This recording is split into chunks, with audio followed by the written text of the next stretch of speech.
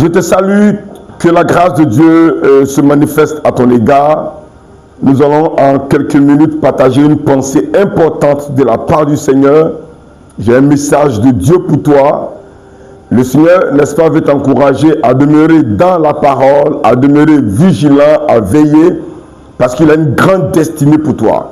Il dit dans sa parole qu'il a des projets de paix et non de malheur.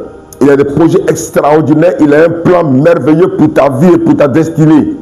Voilà pourquoi je veux que tu fasses attention à ta marche avec le Seigneur. Je veux que tu fasses attention à ta vie. Parce que ce que Dieu a réservé et veut faire avec toi est extraordinaire. Peu importe ta position, peu importe là où tu es, il y a quelque chose de glorieux que Dieu fait avec toi. Voilà pourquoi ne laisse pas Satan ternir ta réputation, ne laisse pas Satan bloquer ta destinée, ne laisse pas Satan te freiner de ton élan. C'est pour ça que Joseph a compris. Et dans le Genèse 39, il a dit ceci, il dit, il n'est pas plus grand que moi dans cette maison et il ne m'a rien interdit excepté toi parce que tu es sa femme. Comment ferais-je un aussi grand mal et pécherais-je contre Dieu? Joseph a refusé les avances de la femme de Potiphar parce qu'il savait qu'un seul contact sexuel pouvait détruire sa vie, pouvait détruire sa destinée. Bien-aimés frères et sœurs, tu as des grandes choses que Dieu réserve pour ta vie. Ne laisse pas l'ennemi venir perturber ce que Dieu veut faire avec toi. Ne laisse pas la distraction satanique et démoniaque venir t'arrêter. Ne laisse pas Satan venir perturber le plan de Dieu pour toi. Voilà pourquoi il faut que tu dises réellement, comme Joseph, comment pécherais-je contre Dieu? Refuse de tomber dans les bassesses, dans le plan de l'ennemi pour nuire à ta vie. C'est vrai que notre Dieu, il est un Dieu de compassion, de miséricorde et il pardonne. Mais il faut éviter des choses qui peuvent arrêter ou retarder le plan de Dieu pour toi. Imaginez un instant que Joseph se soit, n'est-ce pas, mis dans les bras de la femme de Potiphar. Imaginez un seul instant que ce soit arrivé. Qu'est-ce qui allait se passer? Ne cherche pas à voir ce qui va se passer. Mais ce qu'il est bon de savoir, c'est que tu dois éviter de tomber dans le ruse de l'ennemi. C'est le message que j'avais pour toi aujourd'hui. Attache-toi fortement à Jésus. Demande-lui de t'aider. Prie et il va t'aider.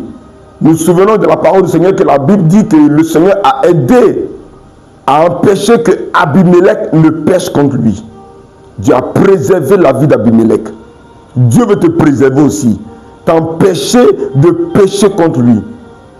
Prie, demande-lui de t'aider. Il y a une faiblesse dans ta vie. Il y a quelque chose qui te fatigue. Il y a une pression de l'ennemi. Il y a une tentation de l'ennemi contre toi. Je ne sais pas ce que tu subis. Je ne sais pas ce que tu vis. Je ne sais pas ce dont tu fais face dans ta vie. Mais il faut prendre la résolution. Le Seigneur a dit dans sa parole qu'à tes résolutions répondra le succès. Si tu as décidé, tu es ferme dans ta résolution, cette nouvelle année dans laquelle nous sommes entrés, Dieu va t'aider.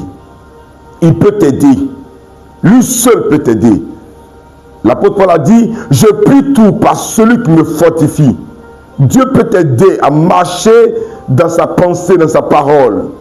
La Bible dit que les commandements de Dieu ne sont pas pénibles. C'est lui seul qui peut te soutenir, te fortifier. Et tu auras la force de dire non à la femme de Potiphar. La femme de Potiphar, c'est une image. Ce n'est pas forcément une femme en tant que telle. Ça peut être un homme aussi pour les femmes. Dis non à la proposition de l'esprit de la femme de Potiphar. Cet esprit encore règne. Cet esprit encore fatigue plusieurs. Mais je prie pour toi aujourd'hui que le Seigneur t'aide à dire non, à triompher, à dominer sur le péché, à dominer sur la tentation, à triompher sur toutes les propositions que Satan va faire encore aujourd'hui.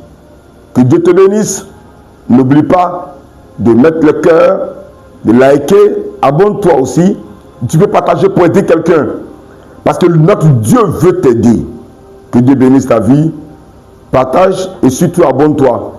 Et restons connectés pour d'autres encore messages que le Seigneur va nous communiquer afin que nous soyons édifiés, enracinés à lui. Que Dieu te bénisse. Shalom et à bientôt. Bye. Merci Seigneur.